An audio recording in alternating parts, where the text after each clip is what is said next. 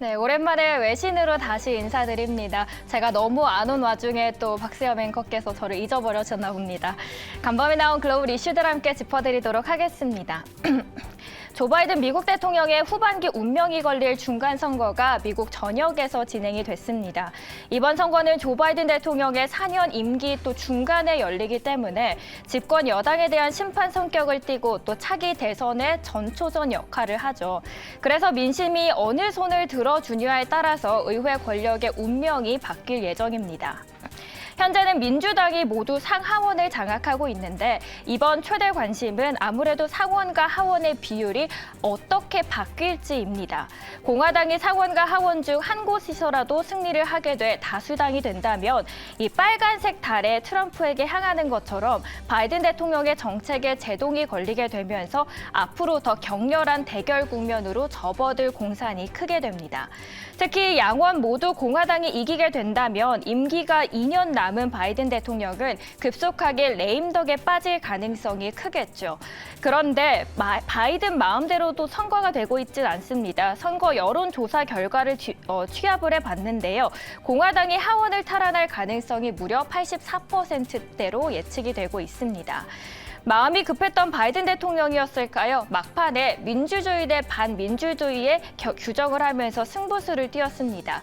하지만 외신에서 바라보기를 효과를 볼지는 미지수라고 하는데 지금 사람들은 배가 고픈데 생활비 압박에 시달리고 있는 유권자들에게는 낙태나 민주주의는 뒷점인 셈이죠. 이 선거 결과에 따라서 국내에 미칠 영향도 중요하겠죠. 하나씩 짚어보도록 하겠습니다. 우선 어느 당이 승리를 해도 경기 부양책을 펼치게 될 겁니다. 때문에 미국 증시 전반의 상승은 예견되어 있죠. 그런데 어떤 정책을 펼치느냐에 따라서 변화가 예상되면서 증시는 앞으로 더 동요될 수밖에 없다는 분석도 있습니다. 따라서 월가에서는 지수 레벨에 대한 기대감보다는 집권당의 기조 변화에 따라서 대응하는 전략이 앞으로 더 중요하다는 조언이 나옵니다. 밸런스부터 보도록 하겠습니다. 두 정당의 스탠스가 가장 첨예하게 대립하고 있는 부분은 ESG라고 봅니다. 그리고 민주당의 정책 모멘텀부터 받아온 신재생 그리고 태양광 테마는 반대로 공화당의 승리 시나리오가 전개가 된다면 앞으로 심한 변동성을 겪을 수 있다라고 예상하고요. 이외에도 지금 석유 업체가 선거에서 이미 이기고 있다고 표현을 하면서 이쪽도 전망을 밝게 바라보고 있습니다. 로이터도 보도록 하겠습니다. 이 공화당 영향력이 확대될 것으로 예상하면서 양당의 공통된 목소리는 바로 에너지 자립과 국가 안보라고 하는데 특히 반도체 관련주는 미국 내에서 생산성을 높이기 위해서 설비 투자를 확대해서 수혜를 입을 것이다라고 합니다.